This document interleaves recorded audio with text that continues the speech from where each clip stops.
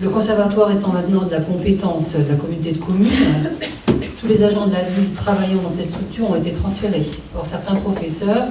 consacrent une partie de leur temps de travail aux orchestres municipaux d'harmonie et symphonique.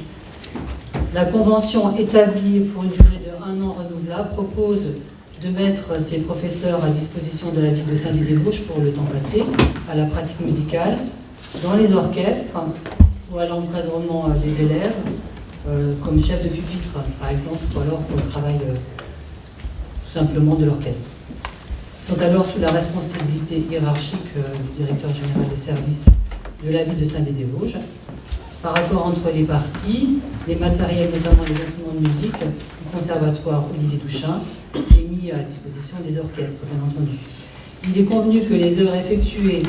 au sein des orchestres feront l'objet d'une facturation trimestrielle à la ville de Saint-Dié-des-Vosges par la communauté de communes sur la base des heures payées aux enseignants.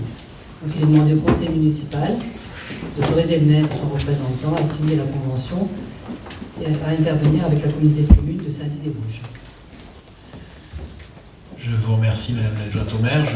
J'en profite pour informer ceux qui ne le sauraient pas dans le public qu'à l'unanimité, le Conseil communautaire a donc délibéré sur les tarifs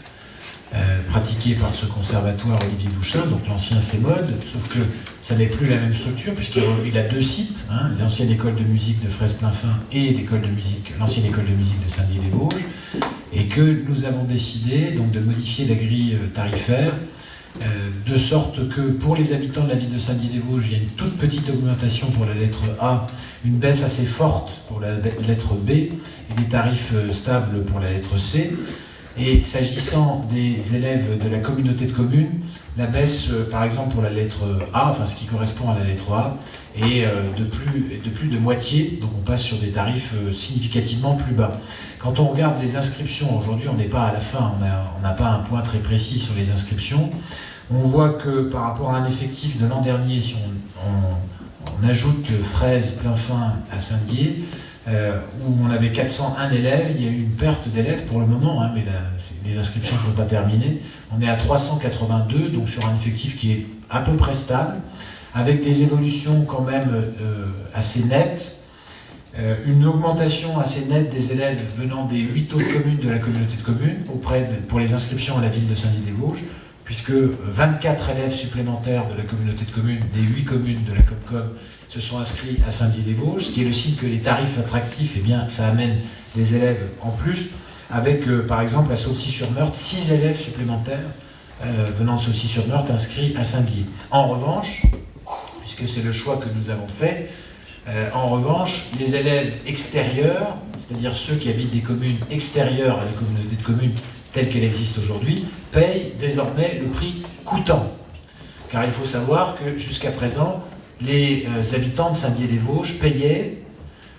pour des élèves qui habitaient dans des communes immédiatement limitrophes, et chacun aura en tête les communes auxquelles on peut penser, payaient donc une partie du coût de scolarisation de ces élèves, à peu près 900 € hein, par élève, un petit peu plus, 950 €, qui n'était jamais facturé à ce montant. Par exemple, l'année dernière, c'était 400 €, ce qui veut dire que les 500 € de différence étaient payés par les impôts des néo-daciens. Et donc les collègues de la communauté de communes ont décidé qu'il n'était pas justifié que les impôts de Saint-Dié, mais aussi désormais de Mandray, de Ban-sur-Meurthe-Quessy ou de Tintru, payent pour des communes qui ne participaient pas à l'effort financier de création, de fonctionnement de ces conservatoires de musique. Et c'est donc la raison pour laquelle nous avons augmenté significativement, puisqu'on est passé à un prix coûtant de 400 à 900 €, c'est ce que ça coûte à la collectivité pour les extérieurs, et il y a dans certaines communes des variations d'effectifs assez sensibles. Ça n'est pas le cas partout, hein. Il y a même des communes où on a de nouveaux élèves alors qu'elles sont extérieures à la communauté de communes,